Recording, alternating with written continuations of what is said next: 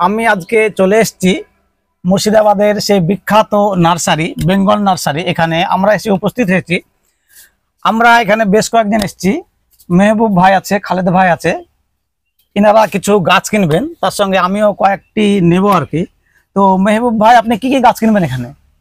আমি এইখানে অ্যাকচুয়ালি নিতে এসেছি, আমার মেন উদ্দেশ্য হয়েছে লঙ্ঘন ফল, তার সঙ্গে কিছু লেবুর ভ্যারাইটি নিব, 12 মাসি কাঁঠাল নিব, লিচু নিব, চেরির গাছ নিব।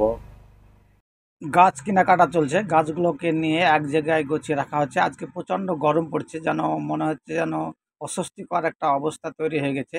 দেখুন, গাছগুলোকে টোটোর সামনে নিয়ে এসে সাজিয়ে রাখছে। আর গাছ কিনতে কিনতে মেহবুব ভাই অনেক গাছ কিনে ফেলেছে, প্রায় 16-17 হাজার টাকা। তার সঙ্গে কিছু খালেদ ভাইও হয়তো নিয়েছে। দেখুন, এখানে এখন টোটো আছে, টোটোতে সাজানো হবে।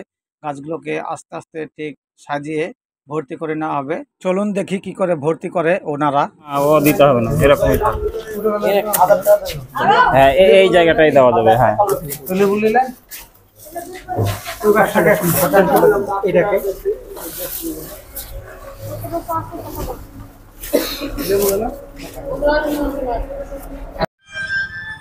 মেহবুব ভাই, আপনি এই বেঙ্গল নার্সারিতে আজকে কি কি গাছ কিনলেন?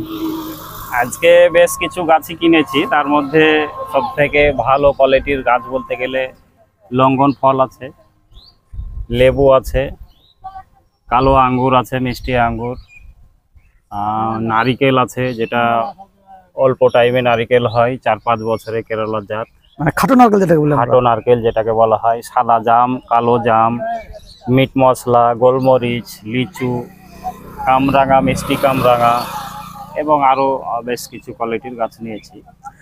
তো দর্শকবৃন্দ, মেহবুব ভাই গাছকে খুব ভালোবাসে।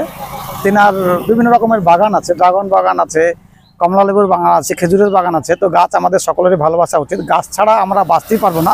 আমরা যে সমস্ত জিনিস খাবার খাই সবই গাছেরই একটা অবদান। তো ভিডিওটি আপনারা বেশি বেশি শেয়ার করবেন, আর আপনাদের প্রশ্ন থাকলে কমেন্ট করবেন। ভালো থাকবেন, সুস্থ থাকবেন। ধন্যবাদ।